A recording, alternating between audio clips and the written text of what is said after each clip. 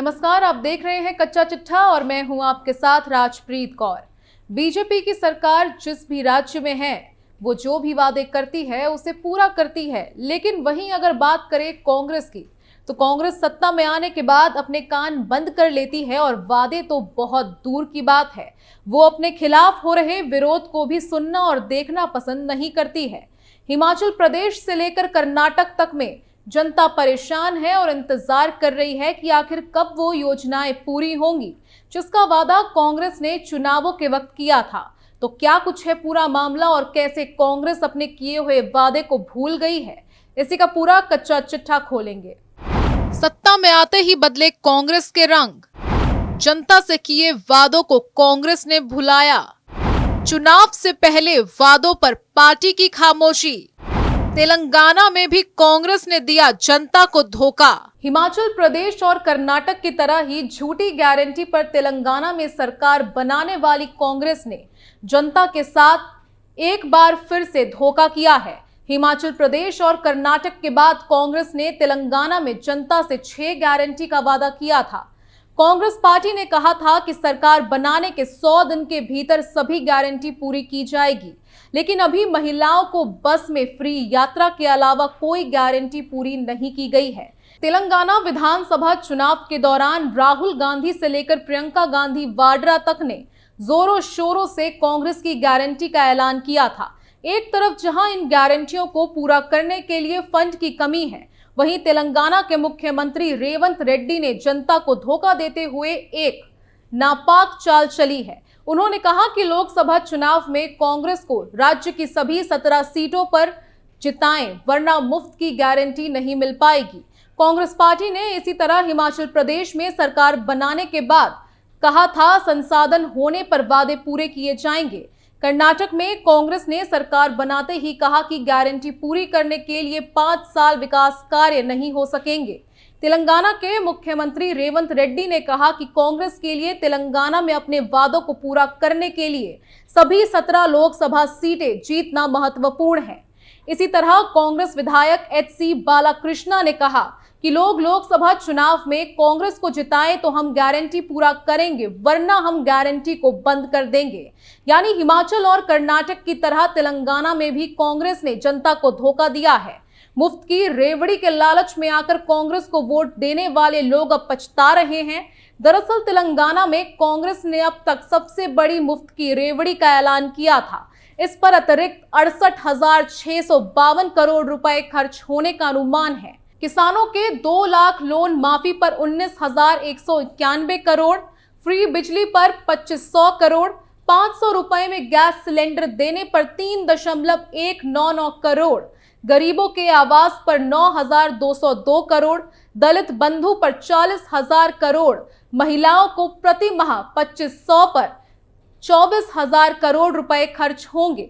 तो क्या है वो 6 फ्री की रेवड़ियां, चलिए बताते हैं। पहली है महालक्ष्मी योजना।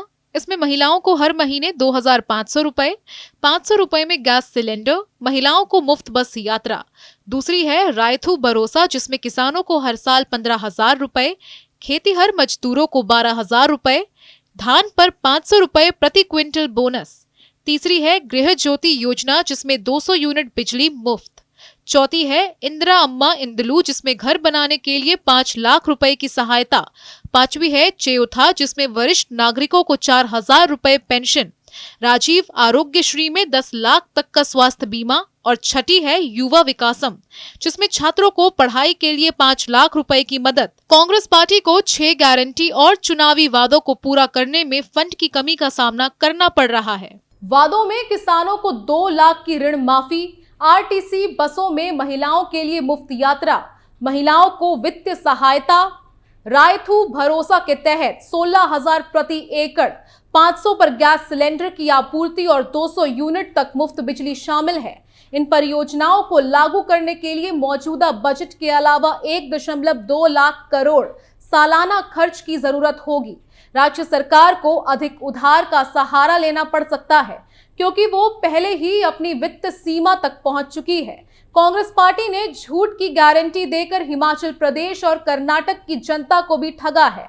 कांग्रेस पार्टी ने इसी तरह हिमाचल प्रदेश की जनता को भी ठगा है। पहले गारंटी देकर लोगों को भरोसे में लिया और जब सरकार बन गई तो लोगों को 5 साल इंतजार करने के लिए कहा। उप मुख्यमंत्री मुकेश अग्निहोत्री ने शपथ ग्रहण समारोह के बाद कहा, हम जनता की उम्मीदों और किए गए वादों को पूरा करेंगे। हम इसे पहली कैबिनेट बैठक में करेंगे। कर्मचारियों के लिए ओपीएस, महिलाओं के लिए 1500 रुपए, 1 लाख नौकरियां, प्रियंका गांधी जी ने जो घोषणाएं की है ये सब लागू हो जाएगा। वहीं एक और वीडियो में सीएम सुक्खू ने एक टीवी इंटरव्यू के दौरान कहा, हमने वादा किया था इसलिए हमें व्यवस्था करनी होगी। वर्तमान में हम 60 साल से अधिक आयु के सभी पुरुषों और महिलाओं को 1500 रुपए दे रहे हैं। अब हमें करना होगा 18 से 60 साल की महिलाओं को दे और हम उस दिशा में सोच रहे हैं। हमने 1 महीने से इसे पूरा करने का वादा किया है। हमने 5 साल के लिए वादा किया है और हमारी गारंटी योजना 5 साल के लिए है। हमारे संसाधन बढ़ रहे हैं और फिर हम उन्हें 1500 रुपए दे सकते हैं। कांग्रेस पार्टी ने इसी तरह हिमाचल प्रदेश की जनता को भी ठगा है। पहले गारंटी देकर लोगों को भरोसे में लिया और जब सरकार बन गई तो लोगों को 5 साल इंतजार करने के लिए कहा। चुनाव से पहले कांग्रेस ने कहा था कि सरकार बनाने पर पहली कैबिनेट की बैठक में पुरानी पेंशन योजना, 1 लाख नौकरियां, महिलाओं को 1500 रुपए देने का जो वादा किया गया है उसे हम लागू करेंगे। सरकार बन जाने के बाद मुख्यमंत्री सुखविंदर सिंह सुक्खू ने कहा, हमने कोई 1 महीने का वादा नहीं किया है, हमने 5 साल का वादा किया है। हमारी गारंटी योजना 5 साल की है। संसाधन बढ़ने पर ही 18 से 60 साल की महिलाओं को 1500 रुपए दिए जाएंगे। कांग्रेस ने इसी तरह कर्नाटक की जनता को ठगा।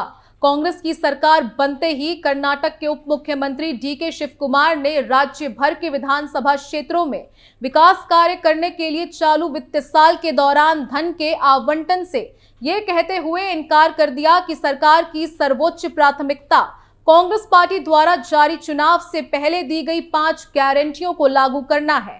कांग्रेस सरकार ने कहा कि कांग्रेस की 5 गारंटी को पूरा करने के लिए 40,000 करोड़ रुपए अलग रखने पड़े हैं, इसलिए अब विकास के लिए पैसा नहीं है। अंग्रेजी अखबार डेक्कन हेराल्ड के मुताबिक कर्नाटक के डिप्टी सीएम डीके शिवकुमार ने कहा कि इस साल कांग्रेस की सरकार कर्नाटक में कोई भी विकास योजना नहीं चला सकेगी।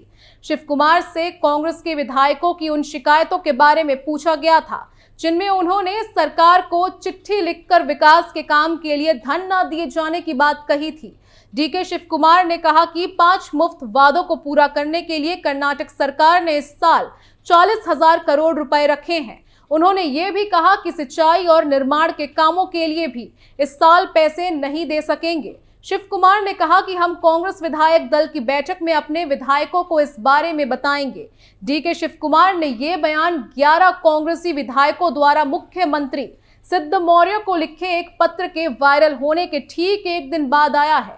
दरअसल 25 जुलाई 2023 को एक पत्र में इन विधायकों ने अपने अपने क्षेत्रों में विकास कार्य करने के लिए धन का आवंटन न होने की बात पर नाराजगी व्यक्त की थी।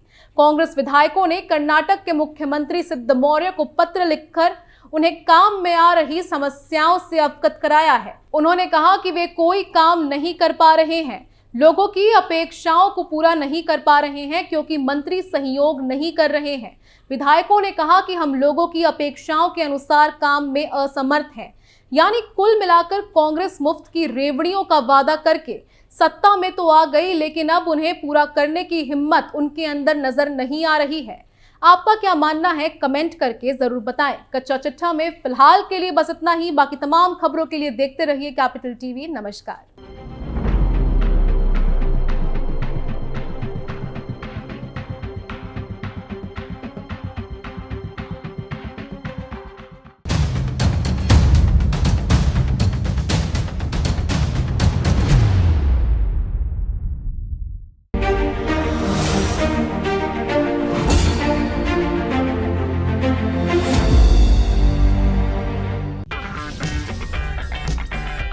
अगर आपको हमारा वीडियो पसंद आया हो तो इसे लाइक करें, हमारे चैनल को सब्सक्राइब करें और हाँ, बेल आइकन दबाना ना भूलें ताकि आप तक हमारे वीडियो की नोटिफिकेशन पहुंचती रहे।